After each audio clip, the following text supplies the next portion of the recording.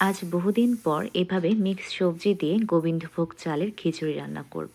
যখন দেশে ছিলাম তখন বিভিন্ন পুজোতে পার্বণে প্রায় সময় এরকম নিরামিষ সবজি দিয়ে খিচুড়ি আমরা খেতাম, যেটা অনেকটা নরম খিচুড়ি হতো। কিন্তু এখানে আসার পর খুব একটা ওরকমভাবে এরকম গোবিন্দভোগ চালের খিচুড়ি খাওয়া হয়নি। সেজন্য আমি রথযাত্রার দিন ঠিক করেছিলাম যে বাসায় নিজেই গোবিন্দভোগ চাল দিয়ে ঠাকুরকে ভোগ রান্না করে দেব এবং আমরাও বাসায় নিরামিষ খিচুড়ি রান্না করব। আর আজকে রান্নাটা করছি আমার পছন্দের নতুন কড়াইটাতে। এই নতুন কড়াইটা আমি সেদিন ভোগ রান্না করার জন্যই বের করেছিলাম, আর তারপর থেকে এটা আমি রেগুলার বেসিসে ব্যবহার করছি। আমি প্রথমে আলাদা একটা কড়াইতে মুগ ডাল ভেজে আলাদা করে ভিজিয়ে নিয়েছিলাম, তারপর সবজিগুলোকে ছোট ছোট করে কেটে নিয়েছিলাম। এবার প্যানে সরিষার তেল গরম করে এতে 5 ফোড়ন, শুকনো লঙ্কা, 2-3টা এলাচ এবং জিরে, আর সাথে দিয়ে দিলাম কিছু আদা কুচি। সব কিছু ভালো করে সটে করে নিয়ে এবার দিয়ে দিচ্ছি কাঁচা লঙ্কা কুচি। আর এই কাঁচা লঙ্কা কুচিগুলো আমি ওয়ালমার্ট থেকে এনেছিলাম, কারণ যেহেতু ইন্ডিয়ান গ্রোসারি শপে তখন যাওয়া হয়নি, সেজন্য ভাবলাম কাজ চলবে এরকম কাঁচা লঙ্কা আপাতত নিয়ে আসি। মশলাগুলো একটু কাঁচা গন্ধ ছেড়ে দিলে শক্ত যে সবজিগুলো, গাজর, আলু, টমেটো, সেগুলো আমি প্রথমে অ্যাড করে দিচ্ছি। এগুলো কিছুক্ষণ সটে করে নিয়ে তারপর সামান্য পরিমাণে লবণ অ্যাড করে দিতে হবে। যেহেতু গাজর, আলু এটা সেদ্ধ হতে একটু সময় লাগবে, সেজন্য আমি এই সবজিটাকে প্রথমে অ্যাড করছি।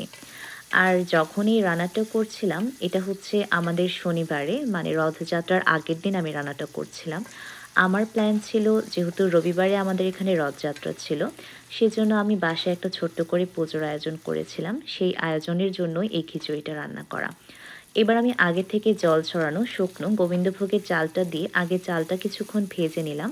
চালগুলো একটু ভাজা হয়ে গেলে এবার মুগ ডালটা যেটা জল ছাড়িয়ে রেখেছিলাম সেটাও অ্যাড করে দেব।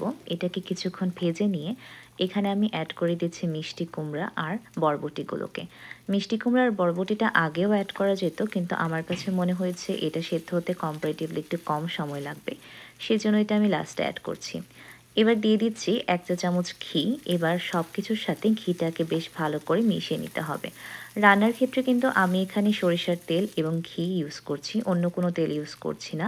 আমার কাছে মনে হয় গোবিন্দভোগের এই খিচুড়িটা রান্না করার সময় যদি সরিষার তেল আর ঘিতে রান্না করা হয় তাহলে এটা খেতে ভালো লাগে। এবার মশলা হিসেবে আমি এখানে একটু হলুদের গুঁড়ো, কাশ্মীরি লাল লঙ্কা গুঁড়ো, জিরে ধনিয়া গুঁড়ো আর পরিমাণ মতো লবণ অ্যাড করে দিয়েছি। আমি এখানে কাশ্মীরি লাল লঙ্কা গুঁড়ো ইউজ করেছি, কারণ ঝালটা আমরা একটু কম খেতে পছন্দ করি। এবার আমি যতটুকু চাল ডাল নিয়েছিলাম তার ডাবল পরিমাণ থেকে একটু বেশি পানি অ্যাড করছি। আমার যদি মনে হয় আরেকটু জল অ্যাড করতে হবে তাহলে আমি জল কিছুটা বাড়িয়ে দেব। এবার সবশেষে অ্যাড করে দিচ্ছি ফুলকপিগুলো। যেহেতু ফুলকপিগুলো খুব তাড়াতাড়ি সেদ্ধ হয়ে যায় আর আমি চাই ফুলকপিগুলো শক্ত থাকুক, সেজন্য এগুলো লাস্টে অ্যাড করছি। যখন খিচুড়িটা একটু সেদ্ধ হয়ে আসছে দেখা যাচ্ছে, তখন আমি স্বাদ মতো আরেকটু লবণ অ্যাড করে দিলাম, আর এটাকে আরও কিছুক্ষণ ঢেকে রাখতে হবে।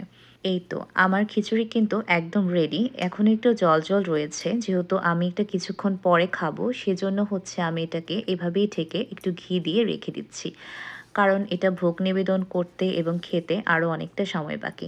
আর এই হলো আমার ভোগের খিচুড়ির ফাইনাল লুক। কেমন লাগলো ভিডিওটা জানাবেন কিন্তু। টাটা সবাইকে।